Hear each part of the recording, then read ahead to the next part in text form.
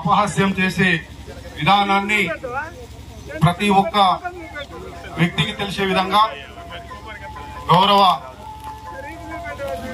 గాంధీ గారు తీసుకున్నటువంటి నిర్ణయం ఈ యొక్క జై బాపు, జై భీమ్, జై సంవిధాన్ కార్యక్రమం ముఖ్యంగా ఒకే మతం, ఒకే కులం అనే నిదానానికి ఎప్పటి నుండో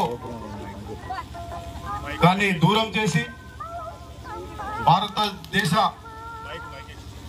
చరిత్ర లోపల ఒక నూతన ధనిక పేద లాంటి ఏ రకమైన విభేదాలు లేకుండా అందరికీ సమాన హక్కులు, బాధ్యతలు రాజ్యాంగం కల్పించింది.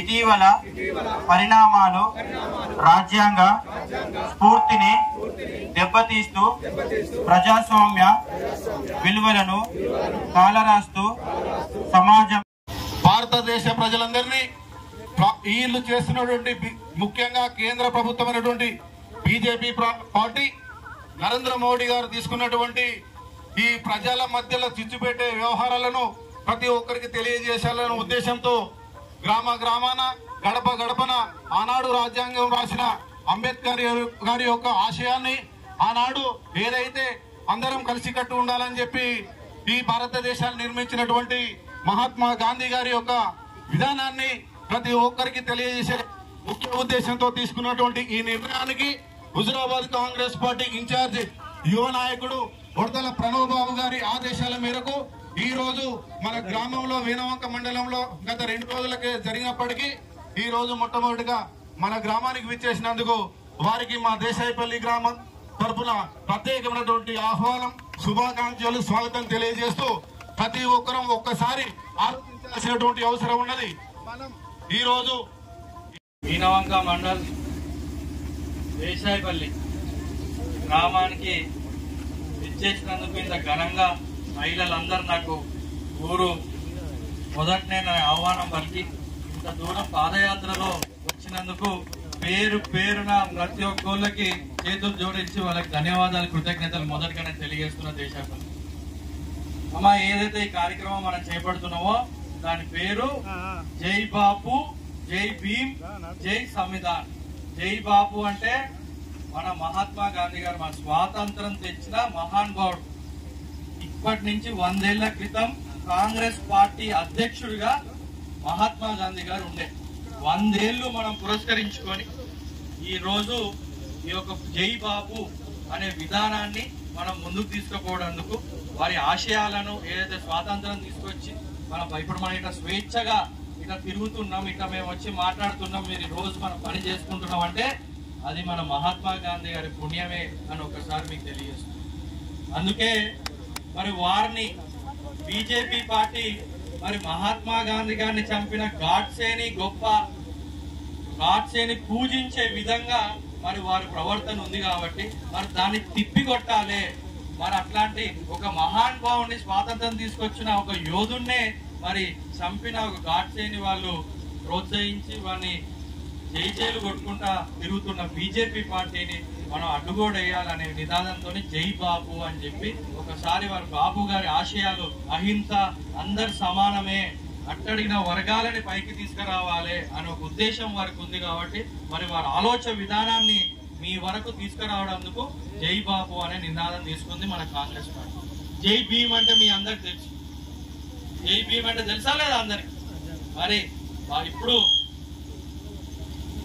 స్వాతంత్రం తీసుకొచ్చిన మహానుభావుడు మహాత్మా గాంధీ గారు అయితే మరి వచ్చిన 3 సంవత్సరాల లోపలనే 1950లో మరి రాజ్యాంగాన్ని మన దేశానికి ఇచ్చిన మహానాయకుడు బాబాసాహెబ్ అంబేద్కర్ గారు. మరి ఈ రోజు ఏమన్నా అందరు ఇప్పుడు పదవులు ఉన్నారు, ఏదైతే మోడీ, అమిత్ షా పార్లమెంట్ లో వాళ్ళు ఉన్నారంటే మరి దానికి ఈ రాజ్యాంగాన్ని రాసిన బాబాసాహెబ్ అంబేద్కర్ గారి పుణ్యమా కాదా అని నేను అడుగుతున్నాను. మరి వారి పుణ్యమే కదా రాజ్యాంగం రాసింది కాబట్టి ఇప్పుడు మన శాంతి భద్రతలు మన దేశంలో ఉన్నాయి. అందరూ ఎమ్మెల్యేలు, ఎంపీలు, మంత్రులు, కేంద్ర మంత్రులు అవుతున్నారు. మరి అట్లాంటి బాబాసాహెబ్ అంబేద్కర్ గారిని నిండు ఏదైతే పార్లమెంట్ లో రాజ్యాంగంతో పొందిన పదవులు వాళ్ళే పార్లమెంట్ లో అంబేద్కర్ గారిని కించపరుచుతూ అవమానించే విధంగా మరి పార్లమెంట్ లో వారు మాట్లాడడం జరిగింది. మరి దాన్ని మనం బీజేపీ పార్టీని ఖండించాలి. మరి ఈ విధంగా అంబేద్కర్ గారిని, మహాత్మా గాంధీ గారినే మరి వారు అవమానించుకుంటూ పోతుందంటే ఇక రానున్న రోజుల్లో ఎవరినైనా లెక్క చేయకుండా ఒక డిక్టేటర్ లాగా ఎవరి మాట ఒంకడి పోకడి లాగా చేసుకుంటా ముందుకు పోతే రానున్న తరాలకు ఇబ్బంది అవుతుంది. మరి మన జై సంవిధానం అంటే మరి రాజ్యాంగం, మరి వీళ్ళందరూ ఏం చేస్తున్నారు, ఈ రాజ్యాంగాన్ని మార్చాలి అంటే రాజ్యాంగం మార్చితే ఏమవుతుంది, మనకి మన పిల్లలకు ఉన్న రిజర్వేషన్లు పోతాయి. ఆ రిజర్వేషన్లు ఉద్యోగాలు అయితే గాని, చదువుల్లో అయితే గాని, రాజకీయాల్లో అయితే గాని మరి ఇట్లాంటి విషయాలలో మన రాజ్యాంగాన్నే మార్చాలి అన్న ఒక ఉద్దేశంతో ఏదైతే బీజేపీ పార్టీ మొత్తం దేశవ్యాప్తంగా వాళ్ళు ప్రయత్నిస్తున్నారో మరి దాన్ని మనం అడ్డుకోలేకపోతే మరి రానున్న మన తరాలకు, మన పిల్లలకు భవిష్యత్తులో ఉద్యోగాలు గాని, విద్యలో గాని, వైద్యంలో గాని అవకాశాలు ఉండవు అన్న ఒక ఆలోచనతోని మన రాహుల్ గాంధీ గారు, మన సోనియమ్మ, తెలంగాణ ఇచ్చిన మన సోనియమ్మ గారు ఈ నినాదాన్ని మన గ్రామాలకు తీసుకుపోవాలి. మరి బీజేపీ పార్టీ మరి రిజర్వేషన్లే మరి రాజ్యాంగాన్ని మార్చి తీసేద్దామని అంటుంది. మరి దీన్ని ప్రజల వద్ద తీసుకుపోయి మరి వాళ్ళకు ఒక అవగాహన కల్పించాలి అనే ఉద్దేశంతో ఈ కార్యక్రమం ఏదైతే ఇంత పెద్ద ఎత్తున మేము చేస్తున్నామో గ్రామ వాడలా పుట్టి తెలంగాణ రాష్ట్రంలో కాదమ్మా, దేశ వ్యాప్తంగా మన అంబేద్కర్ గారు పుట్టిన ఊరు మధ్యప్రదేశ్ రాష్ట్రంలో మావో అనే ఒక గ్రామంలో ఈ కార్యక్రమం అనేది మొదలెట్టిండ్రు. మొత్తం మన భారతదేశ మొత్తంలో ఈ కార్యక్రమం ప్రతి ఊర్లో, ప్రతి వాడలో మనం కాంగ్రెస్ పార్టీ నిర్వహిస్తుంది. ఎందుకు మరి బీజేపీ పార్టీకి ఇంకా ఇట్లనే అవకాశాలు ఇచ్చుకుంటూ పోయి మరి వాళ్ళు చెప్పిన మాటలు నమ్ముకుంటుంటే మన రాజ్యాంగాన్ని మార్చే పద్ధతిలో మనకు ఉంది. కాబట్టి ఈ రోజు ఈ కార్యక్రమం చేస్తున్నాం. ఇది కార్యక్రమం ఒకటి మనం చేసుకుంటూ పోతుంటే మరి మీరు ఆలోచించాలి ఒకసారి. మన కాంగ్రెస్ పార్టీ మన రాష్ట్రంలో 15 నెలలు అయింది వచ్చి. మరి మొన్న అసెంబ్లీ సమావేశాలు జరిగిన మీ టీవీలలో, ఫోన్లలో చూసి ఉండొచ్చు. మరి ఆ అసెంబ్లీ సమావేశాలలో 2 ప్రధానమైన బిల్లులు మన పిల్లలకి సంబంధించి 2 తీసింది. ఏంది? ఒకటి ముఖ్యంగా ఎస్సీ వర్గీకరణ మన ముఖ్యమంత్రి గారు ఆవిష్కరణ చేసింది. ఏందమ్మా అది? సన్నబియ్య కార్యక్రమం అనేది ఎప్పుడైనా నాకంటే పెద్దలు ఉన్నారు, అమ్మలు ఉన్నారు, అక్కడ నానమ్మలు, తాతలు అందరూ ఉన్నారు ఇక్కడ. మరి ఏనాడైనా ఇన్నేళ్ళు నేను పుట్టక ముందు నుంచి కూడా ఇక్కడ చాలా మంది రేషన్ షాపులో పోయి బియ్యం తీసుకున్నారు. మరి ఇన్ని ఏళ్ళ దశాబ్దాలు అవుతున్నాయి. మరి ఏనాడైనా సన్న బియ్యం రేషన్ షాప్ లో ఇచ్చిండ్రా అమ్మా అని నేను అడుగుతున్నా వాళ్ళు. ఇప్పుడు మరి మన ముఖ్యమంత్రి గారు నిరుపేదలు, ధనవంతులు ఒకటే రకం అన్నం తినాలి, అన్నం కులాలు మతాలు ఉండద్దు, కడుపు నిండా 3 పూటలు తినాలి అని చెప్పి 2,300 కోట్లు ప్రభుత్వానికి భారమైన మరి మనం అమలు చేసింది. ఎందుకు? అన్నం అనేది తినాలి, అందరు తినాలి. మరి ముందు దొడ్డు బియ్యం ఇస్తే ఏం చేస్తున్నాం? తీసుకుంటున్నాం, మనం అమ్ముకుంటున్నాం, మనం తింటలేం. మరి ఇప్పుడు ఇవాళ మధ్యాహ్నమే ఇక్కడికి వచ్చే కంటే ముందమ్మ మా హుజురాబాద్ నియోజకవర్గంలో నేను మొన్న ఒక రేషన్ షాపుకి పోయినా. రేషన్ షాపుకి పోతే ఇట్లానే నేను ఇనాగ్రేట్ చేసినాం సన్నబియ్య కార్యక్రమం.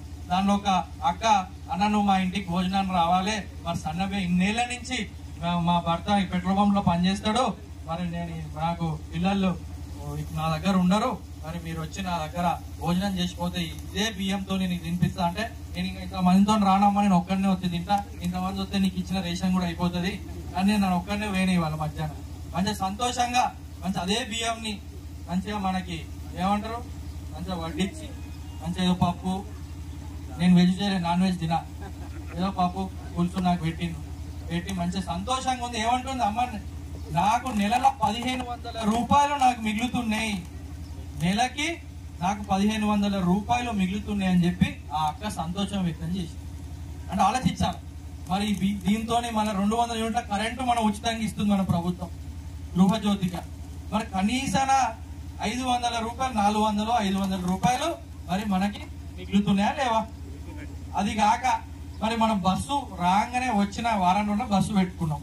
సరే నెలకి ఎంత కాదన్నా 1, 2 సార్లు బస్సు ఎక్కి మనం వరంగల్, కరీంనగర్ ఎటో అటు పోయినా నేను మినిమం చెప్తున్నా కనీసం ఓ 2-3 సార్లు బస్సు ఎక్కినా ఓ 200-300 మనకి మిగులుతున్నాయి బస్సులో. అంటే మొత్తంలో చూసుకుంటే లెక్కేస్తే దాదాపు 2500 నుంచి 3000 రూపాయలు మరి మన అక్కలకి మహిళలకి మిగులుతున్నాయా లేవా? ఇది మీ కళ్ళ ముందు ఎవరో చెప్పుడు కాదు, సోషల్ మీడియా కాదు, ఇక మీరు మంచిగా జాతరలు అన్ని నేను అది అంత చెప్తలేను. ఇక 2 సార్లు ఎక్కేసిన నెలకి 2-3 సార్లు.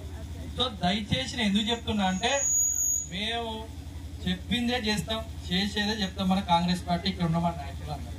మరి 3000, 2500, 3000 ఇప్పుడే నేను లెక్క చెప్పిన, మీకు మిగులుతుందా లేదా? మీరే ఓ నెల రోజుల తర్వాత మీరే చెప్పాలి లెక్కేసుకొని కరెక్టే, మరి నేను చెప్పింది కరెక్టా కాదని మళ్ళీ వస్తా మీ ఊరికి, మీ వాడకు వస్తా, మళ్ళీ మీరే నాకు చెప్పాలి. సో ఈ రకంగా ఇంకా రానున్న రోజుల్లో మన ఇందిరమ్మ ఇల్లు పథకం అనేది మనం మొదలెట్టుకుంటారు మన కాంగ్రెస్ పార్టీ. మరి అప్పట్లో ఇందిరాగాంధీ గారు ఉన్నప్పుడు మన వాడల ఇందిరమ్మ ఇల్లులు కట్టించారు. మరి ఇన్ని ప్రభుత్వాలు మారినాయి.